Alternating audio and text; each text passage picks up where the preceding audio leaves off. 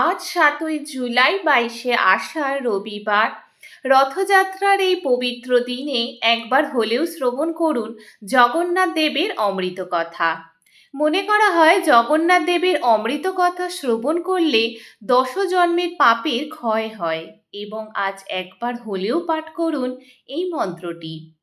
ও রথযাত্রার এই পবিত্র দিনে সঙ্গে রাখুন এই ফুলটি।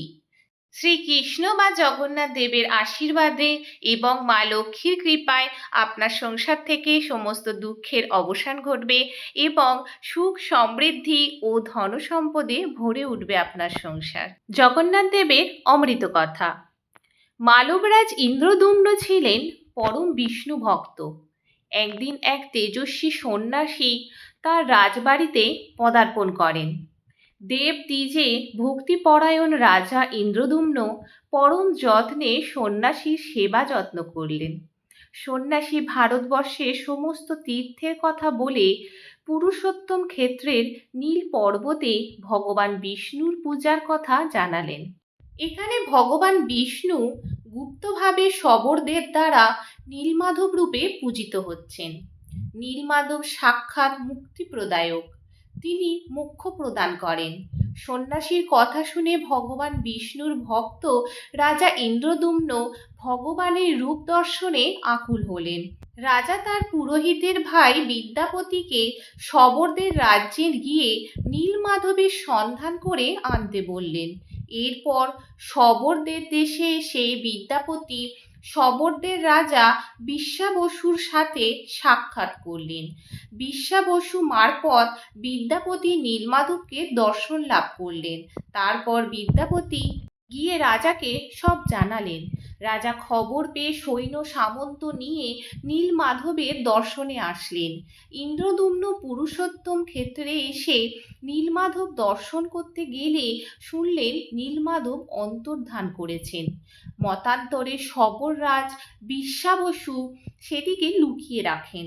রাজা ইন্দ্রদুম্ন এতে খুব দুঃখ পেলেন। ভাবলেন, প্রভুর যখন দর্শন পেলাম না, তখন এ জীবন রেখে কী লাভ? অনশনে প্রাণ ত্যাগ করাই শ্রেয়। এই ভেবে রাজা ইন্দ্রদুম্ন কুশশয্যায় শয়ন করলেন। সে সময় দেবর্ষি নারদ মুনি জানালেন, হে রাজন, তোমার প্রাণ ত্যাগের প্রয়োজন নাই।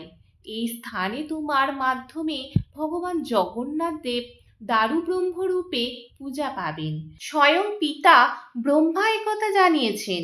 রাজা শুনে শান্তি পেলেন।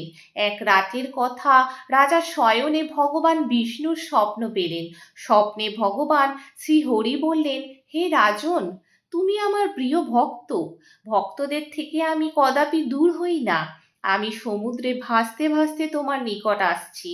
বামকি মুহান নামক স্থানে তুমি আমাকে দারুব্রহ্ম রূপে পাবে। রাজা সেই স্থানে গিয়ে দারুব্রহ্মের সন্ধান পেলেন, কিন্তু তাকে এক চুলও নড়াতে পারলেন না। রাজা আদেশ দিলেন হাতি দিয়ে টানতে। সহস্র হাতি টেনেও এই দারুব্রহ্মকে এক চুলও নড়াতে পারল না। রাজা আবার হতাশ হলেন। সেই সময় ভগবান বিষ্ণু স্বপ্নে জানালেন, হে রাজন, তুমি হতাশ হইও না। শবররাজ বিশ্বাবসু আমার পরম ভক্ত। তুমি তাকে সসম্মানে এই স্থানে নিয়ে আসো আর একটি স্বর্ণ রথ আনয়ন করো। রাজা সেই মতো কাজ করলেন। ভক্ত বিশ্বাবসু আসলো। বিশ্বাবসু, বিশ্বাপতি আর রাজা তিনজনে মিলে দারুব্রহ্ম তুললেন। সে সময় চতুর্দিকে ভক্তেরা কীর্তন করতে লাগলো। তারপর দারুব্রহ্মকে রথে বসিয়ে নিয়ে এলেন। রাজা ইন্দ্রদুম্ন সমুদ্রে প্রাপ্ত দারুব্রহ্ম প্রাপ্তির পর গুন্ডিচা মন্দিরে মহাবেদী নির্মাণ করে সহস্র অশ্বমেধ যজ্ঞ করলেন। ভগবান বিষ্ণুর কৃপায় সহস্রবার ভারতবর্ষের কোনো রাজাই যজ্ঞের অশ্ব ধরতে সক্ষম হলো না। যজ্ঞ সমাপ্তে দেবর্ষি নারদ মুনির পরামর্শে রাজা সেই দারুব্রহ্ম বৃক্ষ কাটিয়ে জগন্নাথ, বলরাম ও সুভদ্রা দেবীর বিগ্রহ তৈরিতে মনোনিবেশ করলেন। এর জন্য অনেক ছুতোর কারিগরকে ডেকে পাঠানো হলো, কিন্তু বৃক্ষের গায়ে হাতুড়ি, ছেনি ইত্যাদি ঠেকানো মাত্রই যন্ত্রগুলি চূর্ণ হতে লাগলো। রাজা তো মহা সমস্যায় পড়লেন। সে সময় ছদ্মবেশে বিশ্বকর্মা মতান্তরে ভগবান বিষ্ণু এক ছুতোরের বেশে এসে মূর্তি তৈরিতে সম্মত হলেন। তিনি এসে বললেন, হে রাজন, আমার নাম অনন্ত মহারানা। আমি মূর্তি গড়তে পারবো। আমাকে একটি বড় ঘর ও 21 দিন সময় দিন। আমি তৈরি করব, এই শর্তে আমি 21 দিন দরজা বন্ধ করে কাজ করব। সে সময় এই ঘরে কেউ যেন না আসে, কেউ যেন দরজা না খোলে। অপরদিকে মোটা পারিশ্রমিকের লোভে যে ছুতোররা এসেছিল তাদেরকেও নিরাশ করলেন না অনন্ত মহারানা। তিনি বললেন, হে রাজন, আপনি ইতিপূর্বে যে সকল কারিগরকে এনেছেন তাদের বলুন 3টি রথ তৈরি করতে। ছদ্মবেশী বিশ্বকর্মা ঘরে ঢুকলেন। দরজা বাইরের থেকে বন্ধ করে সেখানে কড়া প্রহরা বসানো হলো, যাতে কাকপক্ষীও ভেতরে না যেতে পারে। ভেতরে কাজ চলতে লাগলো, কিন্তু রানী গুন্ডিচার মন মানে না। স্বভাবে নারী জাতির মন চঞ্চলা হয়। রানী গুন্ডিচা ভাবলেন, আহা, কেমনই বা কারিগর বদ্ধ ঘরে মূর্তি গড়ছেন, কেমন বা নির্মিত হচ্ছে শ্রী বিষ্ণুর বিগ্রহ। একবার দেখেই আসি না, একবার দেখলে বোধ হয় কারিগর অসন্তুষ্ট হবেন না। এই ভেবে মহারানী 14 দিনের মাথায় মতান্তরে 9 দিনের মাথায় দরজা খুলে দিলেন। কারিগর ক্ষুব্ধ হয়ে অদৃশ্য হলো। অসম্পূর্ণ জগন্নাথ, বলভদ্র ও সুভদ্রা দেবীর মূর্তি দেখে রানী ভিমরি খেলেন। এ কি মূর্তি! নীল নবঘন শ্যামল শ্রী বিষ্ণুর এমন গোলাকৃতি নয়ন, হস্তপদহীন কালো মেঘের মতো গাত্র বর্ণ দেখে মহারানীর মাথা ঘুরতে লাগলো। রাজার কানে খবর গেল। রাজা এসে রানীকে খুব তিরস্কার করলেন। বদ্ধ ঘরের মধ্যে থেকে এক কারিগরের অদৃশ্য হয়ে যাওয়ায় বিচক্ষণ মন্ত্রী জানালেন তিনি সাধারণ মানব না, কোনো দেবতা হবেন। বিষ্ণু ভক্ত রাজা ইন্দ্রদুম্ন তার আরাধ্য হরির এই রূপ দেখে দুঃখিত হলেন।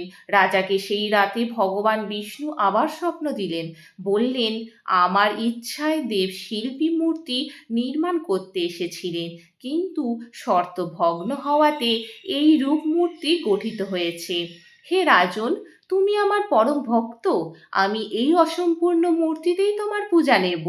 আমি দারুব্রহ্মরূপে পুরুষোত্তম ক্ষেত্রে নিত্য অবস্থান করব। আমি প্রাকৃত হস্তপদ রহিত, কিন্তু অপ্রাকৃত হস্তপদাদির দ্বারা ভক্তের সেবা পূজা শ্রদ্ধা গ্রহণ করব। আমি ত্রিভুবনে সর্বত্র বিচরণ করি। লীলা মাধুর্য প্রকাশের জন্য আমি এখানে এই রূপে অধিষ্ঠান করব। শোনো নরেশ, ভক্তেরা আমার এই রূপেই মুরলীধর শ্রীকৃষ্ণের রূপের দর্শন পাবেন। যদি তুমি ইচ্ছা করো তবে ঐশ্বর্য দ্বারা সোনা রূপার হস্তপদাদি নির্মিত করে আমার সেবা করতে পারো।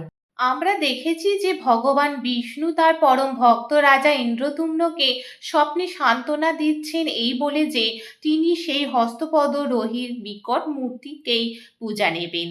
সেই স্বপ্ন পর্ব তখনও চলছে। ভক্ত ও ভগবানের মধ্যে যে ভাগবতিক ও ভক্তির সম্বন্ধ তা একে একে উঠে আসছে। নিদ্রিত অবস্থায় স্বপ্নে রাজা তখনও সেই ছদ্মবেশী অনন্ত মহারানার জন্য প্রার্থনা জানিয়ে বলছেন, হে প্রভু জনার্দন, যে বৃদ্ধ কারিগরকে দিয়ে তুমি তোমারই মূর্তি নির্মিত করিয়াছ, আমার অভিলাষ এই যে সেই কারিগরের বংশধরেরাই যেন তোমার সেবায় রথ যুগ যুগ ধরে প্রস্তুত করিতে পারে। ভগবান নারায়ণ তার ভক্তদের খুবই স্নেহ করেন, তাই ভগবান একে একে রাজার ইচ্ছা পূরণ করতে লাগলেন। এরপর ভগবান বিষ্ণু বললেন, হে রাজন, আমার আর এক পরম ভক্ত শবররাজ বিশ্বাবসু আমাকে নীলমাধব রূপে পূজা করত। তারই বংশধরেরা আবার সেবক রূপে যুগ যুগ ধরে সেবা করেন। বিশ্বাপতির প্রথম স্ত্রীর সন্তানগণ আমার পূজারী হবেন, আর বিশ্বাপতির দ্বিতীয় স্ত্রী তথা বিশ্বাবসুর পুত্রী ললিতার সন্তান এবং বংশধরেরা আমার ভোগ রান্নার দায়িত্ব নেবে। আমি তাদের হাতেই সেবা নেব। বিদ্যাপতি প্রথম রাজার আদেশে নীলমাধব সন্ধান করতে গেছিলেন শবরদের দেশে। শবর বা সাঁওতাল, যাদের আমরা ছোট জাত বলে দূর দূর করি, শ্রী ভগবান বিষ্ণু প্রথম তাদের দ্বারাই পূজা নিলেন। অপরদিকে তিনি তাদের হাতে সেবার আদেশ দিলেন। ব্রাহ্মণ ও শূদ্র জাতির একত্র মেলবন্ধন ঘটালেন স্বয়ং ভগবান। সেই জন্যই বলে পুরীতে জাতি বিচার নেই, জগতের নাম জগন্নাথ সবার। বিদ্যাপতি শবর দেশে নীলমাধবের সন্ধান করতে গিয়ে বিশ্বাবসুর দুহিতা ললিতার সাথে ভালোবাসা ও বিবাহ করেছিলেন। তার বিদ্যাপতিকে শবর দেশে পৌঁছানোর জন্য এক রাখাল বালক বারবার পথ প্রদর্শন করেছিলেন। সেই রাখাল বালক আর কেউ নয়, স্বয়ং বৃন্দাবনের রাখাল রাজা নন্দদুলাল।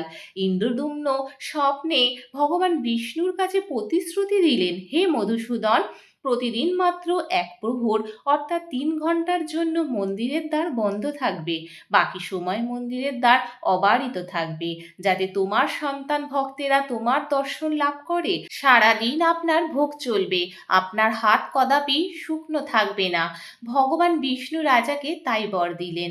এবার ভগবান ভক্তের পরীক্ষা নিলেন। তিনি বললেন, এবার নিজের জন্য কিছু প্রার্থনা করো, তুমি আমার ভক্ত। প্রকৃত ভক্তেরা নিষ্কাম, তাই কোনো প্রকার সুখ ঐশ্বর্য তারা চান না। রাজা একটি ভয়ানক বর চেয়ে বললেন, প্রভু, আমাকে এই বর দিন, আমি যেন নির্বংশ হই, যাতে আমার বংশধরেরা কেউ যেন আপনার দেবালয়কে নিজ সম্পত্তি দাবি করতে না পারে। ভগবান হরি তাই বর দিলেন। জগন্নাথ মন্দিরে প্রাণ প্রতিষ্ঠা করেছিলেন প্রজাপতি ব্রহ্মা। জগন্নাথ মন্দিরের মূর্তি প্রতিষ্ঠার পরিপ্রেক্ষিতে বলা হয়, ব্রহ্মা ব্রহ্মলোক থেকে মর্তে এসেছিলেন। তিনি হয়েছিলেন পুরোহিত। জগন্নাথ দেব রাজা ইন্দ্রদুম্নকে স্বপ্নে নিত্য পুজোর নিয়ম কানুনাদি বলেছিলেন। ইন্দ্রদুম্ন সেই মতো সব ব্যবস্থা করেন। জগন্নাথ ক্ষেত্র বা উড়িষ্যা বা ঔড্র দেশ বা নীলাচল ধাম অপূর্ব সুন্দর ক্ষেত্র। জয় জগন্নাথ। সমাপ্ত। লেখাটি ডক্টর সুমন গুপ্তের লেখা জগন্নাথ দেবের অমৃত কথা বইটি থেকে নেওয়া। কণ্ঠে কুহেলি রাম। আজ রথযাত্রার এই শুভ দিনে এই মন্ত্রটি অবশ্যই পাঠ করবেন। মন্ত্রটি হল, নীলাচল নিবাসায় নিত্যায় পরমাত্মনে বলভদ্র সুভদ্রাং শ্রী জগন্নাথায় তে নমঃ। যার অর্থ হল, পরমাত্মা স্বরূপ যার নিত্যকাল নীলাচলে বসবাস করেন, সেই বলদেব, সুভদ্রা ও জগন্নাথ দেবকে নমস্কার করি। হাত জোর করে এই মন্ত্রটি পাঠ করবেন। প্রভু এখনো পর্যন্ত আপনার জীবনে যা কিছু দিয়েছেন তার জন্য প্রভুকে ধন্যবাদ জানাবেন। এই পবিত্র দিনে এই জিনিসটি আপনার সঙ্গে রাখুন। এই প্রক্রিয়াটি করতে বড় বড় বাস্তুবিদেরা বলেছেন। শাস্ত্র অনুসারে যেখানে আপনার ঘরে টাকা পয়সা থাকে, যেমন মানি ব্যাগ বা পার্স বা আলমারিতে, আপনারা যদি এই সামান্য জিনিসটি রাখতে পারেন, তাহলে সেই বাড়িতে মা লক্ষ্মী নিজে সকল মনোবাসনা পূরণ করেন, অর্থকষ্ট দূর হয়। তাহলে এবার জেনে নিই এই দিনে কোন কোন জিনিস আপনার মানি ব্যাগ বা পার্সে রাখতে পারেন। তুলসী মঞ্জুরি। তুলসী গাছে ভগবান বিষ্ণু ও মা লক্ষ্মী উভয়েরই বাস রয়েছে। নিয়মিত তুলসী গাছের পূজা অর্চনায় মানুষের দুর্ভাগ্যের নাশ হয়, বাড়িতে ভগবান বিষ্ণু ও মা লক্ষ্মীর কৃপা হয়। মানা হয়, ভগবান বিষ্ণুর চরণে এই তুলসী মঞ্জুরি অর্পণ করলে মানুষের জন্ম জন্মান্তরের দুঃখ ও পাপের নাশ হয়। এই পবিত্র দিনে ভগবান লক্ষ্মীনারায়ণের চরণে বা রাধাকৃষ্ণের চরণে এটি অর্পণ করে নিজের মনোবাসনা বললে তা পূর্ণ হয়। তারপর পূজা শেষে সেই তুলসী মঞ্জুরি নিয়ে আপনার মানি ব্যাগ বা টাকা পয়সা রাখার স্থানে এই মঞ্জুরিটি একটি লাল কাপড়ে মুড়ে রেখে দেবেন এবং রাখার সময় এই মন্ত্রটি পাঠ করবেন, ওম ভগবতে বাসুদেবায় নমঃ। এই মন্ত্রটি পাঠ করে মা লক্ষ্মীকে স্মরণ করবেন। বন্ধুরা, আজকে ভিডিওটা আমি এখানেই সমাপ্ত করছি। ভিডিওটি যদি কোথাও এতটুকু ভালো লেগে থাকে তাহলে একটি লাইক করে দেবেন। নতুন বন্ধুরা আমার চ্যানেলটি সাবস্ক্রাইব করে পাশে থাকা নোটিফিকেশান অল করে দেবেন। তাহলে আমি যখনই কোনো নতুন ভিডিও দেব আপনাদের কাছে নোটিফিকেশান পৌঁছে যাবে। সবাই ভালো থাকবেন, সুস্থ থাকবেন। ধন্যবাদ।